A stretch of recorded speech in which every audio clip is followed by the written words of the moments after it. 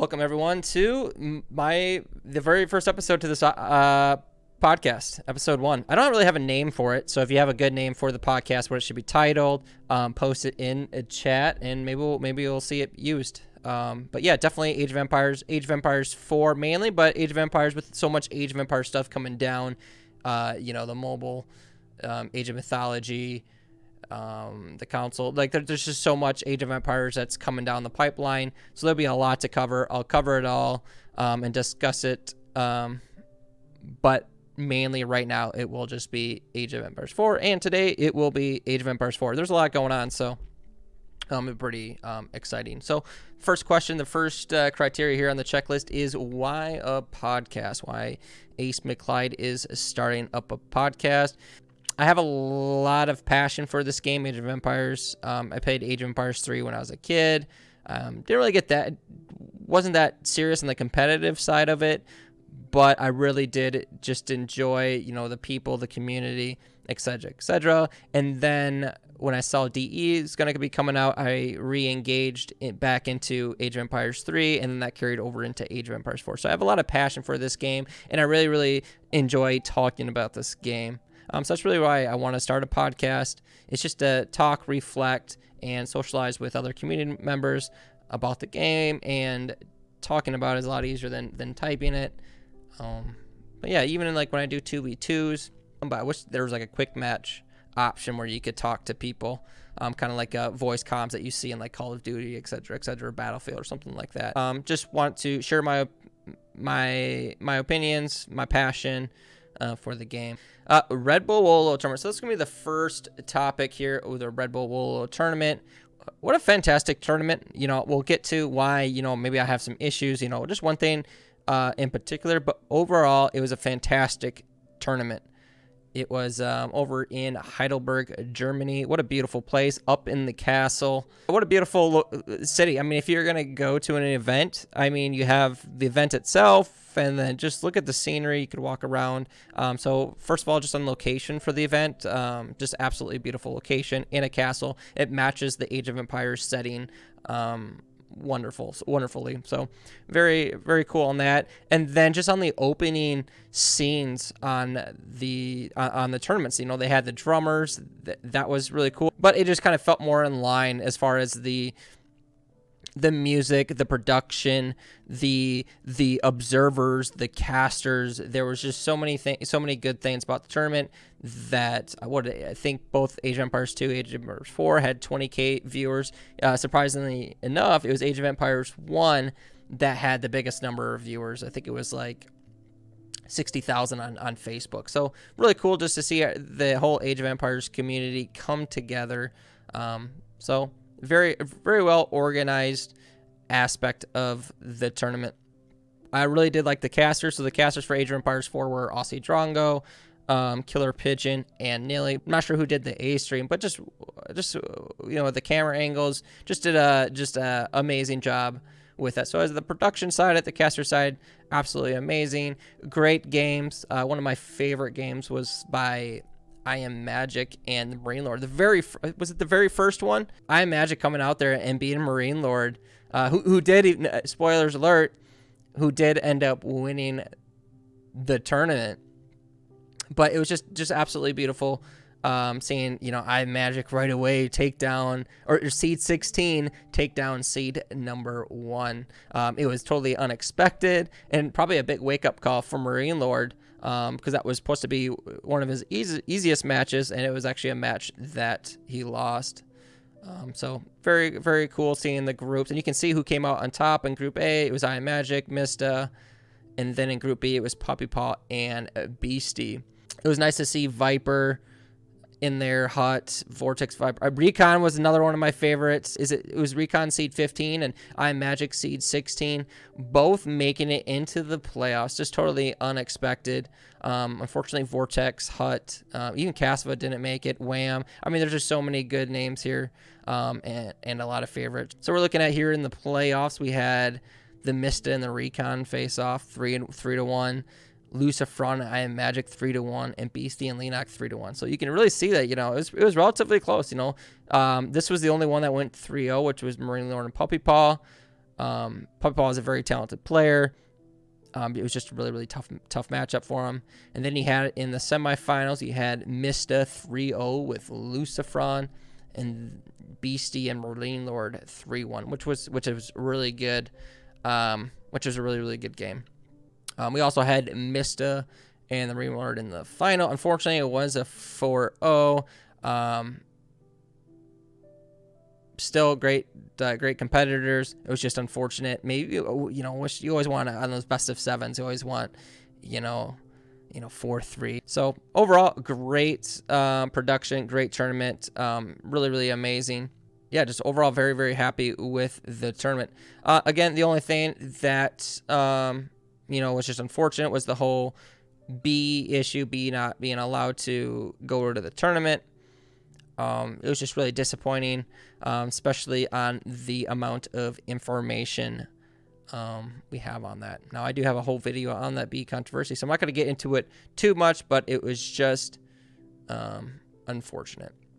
EGCTV announcement. So this is the big announcement regarding B. So this is what we've been waiting for. Redbull came out with a very vague statement stating that B broke a rule in the rule book. Again, I have all that in my other video, so if you want more on that, please see that. Today we're going to be talking about EGCTV's tournament. So if you've seen Reddit or Discord or any of those forums, you'll be like, oh, why is this B thing coming back up? It's because EGCTV has finally made their statement regarding B. So, well-crafted statement. Basically, they, 1 and 2, they agree with the Red Bull's decision with banning B from the tournament, but he is eligible for participation in the events on the condition that he records his games for 12 months, and if the admins require him to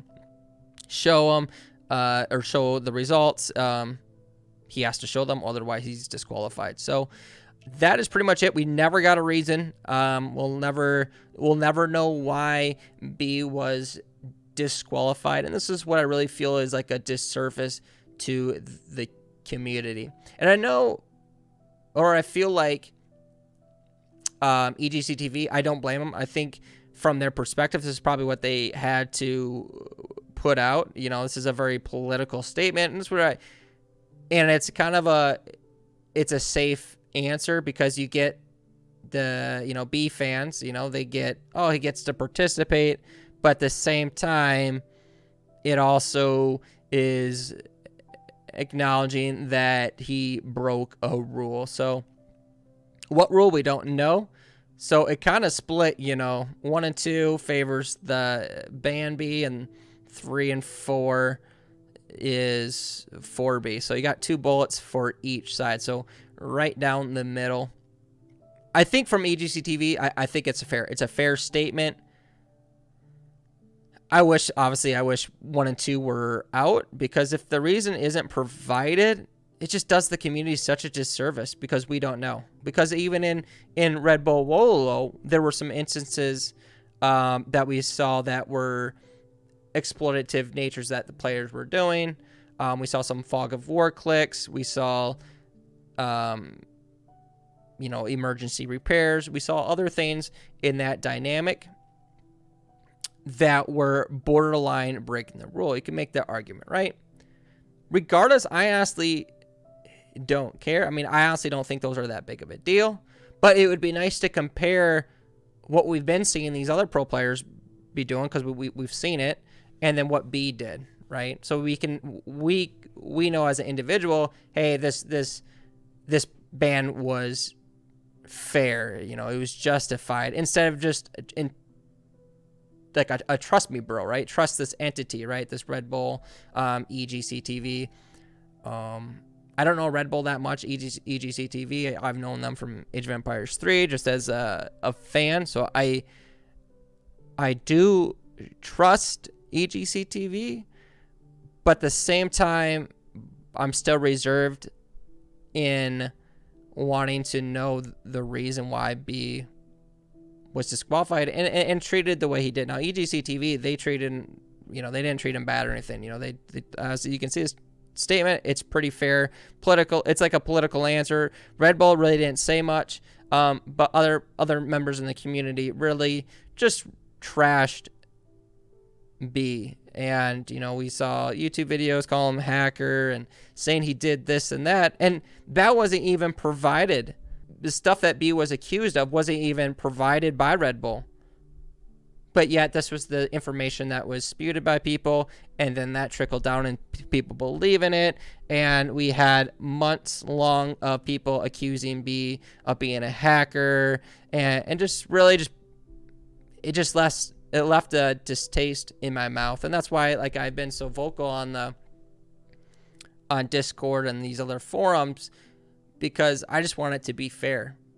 B still having, for the rest of his career, he will have people call him a cheater. And if he moves into another game, people will refer to, hey, he was disqualified from a 300, 500K tournament.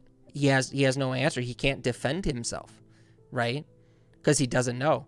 Now, he's defend himself the best he could. He did the Q&A sessions. He did, streamed with 2 cameras. He's reached out to the Red Bull admins, and he hasn't received a response other than the one that didn't provide him any clarification, and that ended with good evening. So it was just really unfortunate, very, very sad for the Age of Empires 4 community. And you can see how split the community was. Now, what I do like is when the announcement originally was released, I feel like 90% of people were just against B and trashing him. With this recent post and on Reddit here on B, I'm seeing a lot more favorable comments in support of B, which is good in that aspect. I'm like, okay, hey, the community's coming around. There's possibly seeing that it's something just doesn't smell right, something doesn't feel right. Why can't we get just a reason? Hey, he did do this fog of war hack or something like that, or something. But we don't have that. So it really comes now, do you trust the organizations and the judgment of those people placed to make those calls? Right now I feel like there's this there's just one side being pushed out by the top streamers or the top Age of Empires media is be cheated, and this EGCTV statement, it was kind of like just another nail in the coffin of, hey, he did cheat. It was definitely one-sided, and I would have just loved to see some person with higher influence stand up for B. B was really alone. Luckily, Fitzbro, he did do the interview and gave B a voice. I think that helped out a lot. I appreciate Fitzbro doing that, because otherwise B didn't have a voice. He really didn't have a platform. And I to this day, I don't know if B cheated, or if he's innocent. I don't know. And I'm going to stay on the side of I don't know, because I'm not just going to believe something an entity told me they cheated. I want to know why. It's crazy that, to me anyways, that you can ban a person from a 300K event and not provide a reason. I understand, maybe you don't want to show off your evidence, but, just stating which rule he broke. It's just crazy. And people want to, put that out there that's extreme or tinfoil thinking that I've seen in Reddit, but it's really not. And I feel like more people in the Age of Empires 4 community is coming around. I thought a good point someone brought up in Reddit was this: for the next 12 months, B is required to record his games. I think that should be for every pro. I really don't think that should just be singled out to B. I think it should be for everyone, just because this could be in the event of anyone. And I think it's in the favor of the pro. It's not necessarily a punishment, but a benefit of, hey, I know I'm playing a clean game. Here's the record, right? But yeah, B has been really put through the ringer in this whole thing. Luckily, he can play in the EGCTV events. And that's another reason why I just wanted to provide the podcast to give, you know, another voice. Just trying to have my own platform where I can share my own thoughts without bothering anyone else. So we'll put a check mark there on EGCTV's announcement. Really, it's just a shame, and I'll leave it at that. With the Winter Team Championships, man, this is going to be exciting. So, moving on, something that's, you know, a little sad to a little bit more exciting is the Winter Team Championships. So, the Winter Team Championships is hosted by, or EGCTV is hosting it, running it, in charge of it, and this is a team championship. We did have a team championship last year, and Vortex, Lucifron, and Mista were the team that won it. It was a 3v3 event. This one that we're coming into, I think, is a mixture of a 2v2 and a 3v3, but it can be up to teams of 4. Not that the fourth person is competing in a 4v4, but the fourth is an alternate. And I'm just super excited. This is occurring mid to end November and then beginning of December. So we'll be discussing this more. But I did kind of want to discuss, what do we think, you know, we'll pull this up here. What do we think some of the teams will be, right? So I think Beastie, I saw Reddit, Beastie, Marine Lord, DeMuslim, and Cyril, the StarCraft Pro, they're all going to be on a team. And this is the stuff I'm super excited for. So team 1, we're gonna have Beastie, QT, Marine Lord, DeMuslim, and Cyril. Team 2, I know is gonna be B. It's gonna be Garneth. Sorry if I spelled your name wrong, Garneth. And then we also are going to have Dark, 3D Dark. So I'll put Dark. I haven't seen Dark play too much, but yeah, they're all 3D clan members, so they should have probably good communication. Beastie, Marine Lord, DeMuslim, you know, they've been playing together a long time, so they're going to be, both of these are going to be very competitive. And then another competitive team is going to be the Mista, Vortex, and we're gonna have, you know, and Lucifron. So I think those are the ones I know of that are set in stone. What I don't know is, so Cassava is probably gonna play, right? Who's Cassava gonna be? I could see Cassava being with Age of Empires 2, right? So I could see that Cassava, the Viper. We'll finish this one. I'm gonna go my 5th one and start it. We're gonna have Wham, Puppy Paw. Oh, this could be Kapach. I could see that. Wham. So team 4 will be Caspa, the Viper, Kapach. Team 5 will be Wham, Puppy Paw. Who will be with Puppy Paw? That could be a Caspa too. And who is Lenok gonna be with? Oh, I am Magic with Puppy Paw. I could see that. They're both all like pretty chill. Team 6, I'm sure Hut's gonna participate. You know who I could see Hut with?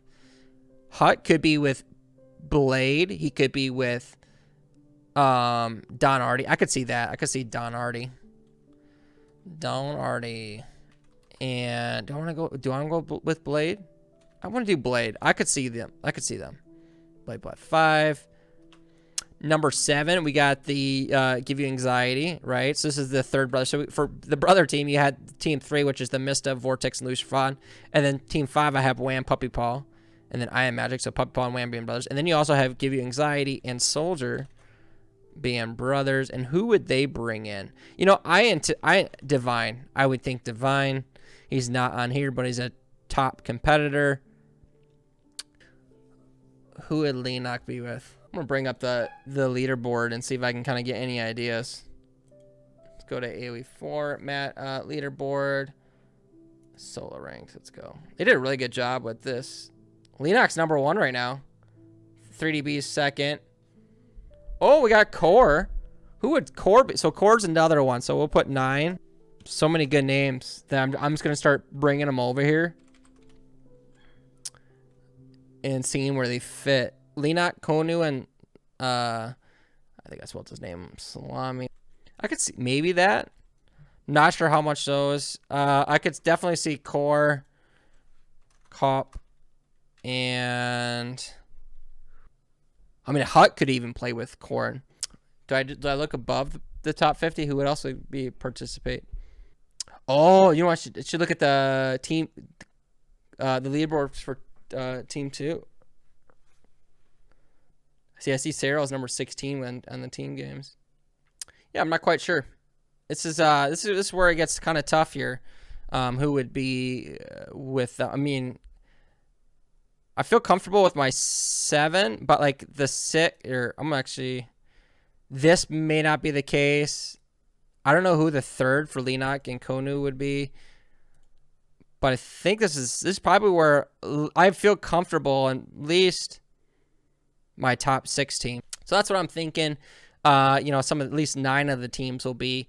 Definitely be some, probably more than that. I'm not sure how many are qualified. I'll talk about that next week more. So I'll probably save this and see if more teams come out and see how well my list did here. So super excited for the team event. Like I said, we've only seen one other team event. Otherwise, they've been 1v1s. And since we just had a big 1v1 tournament, it'll be interesting to see a 2v2 because there's just different strategy with it. I remember during the last year, Vortex, Lucifron, and Mista, they were doing some pretty cool strategies as far as, pumping resources to one player. So that way that player could get to Imperial Age super fast and then, dominate with those elite units. So pretty interesting. So super excited for that. Again, we'll talk more about the Winter Team Champions. So future plans. So what is my goal with the podcast? I really don't know. I didn't really think too much about it. Again, I just want to have a platform to discuss my thoughts, feelings, and talk about this game. Occupy other platforms, with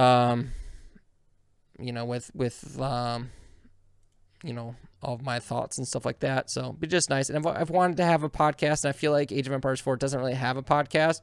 So hopefully we can get guests and have conversations with people and really just branch out. And maybe,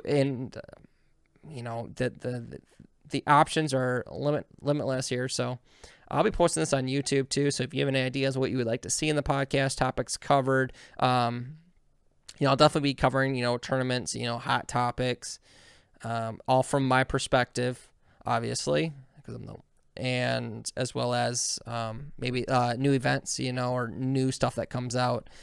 So like Age of Mythology, Age of Empires Mobile, or coming into Xbox.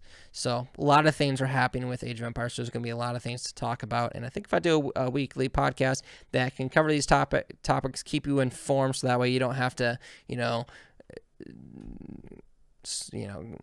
look all over the internet for these things. They can just be in one spot, and hopefully we can have fun. And I can't wait to hopefully get some guests. I know that may be a while, but it's always more fun to talk to Age of Empires with multiple people than just yourself. And I really do appreciate if you did stay tuned for the event, or you're watching on YouTube. I do appreciate it. So again, the podcast will look hopefully more refined as we go on. It will. I mean, this is pretty bare bones right now, but we'll get there. So again, I appreciate everyone for tuning in, and hope to see you in the next episode. And hopefully we have a name for the podcast, hopefully. So anyways, until another time, East McLeod out.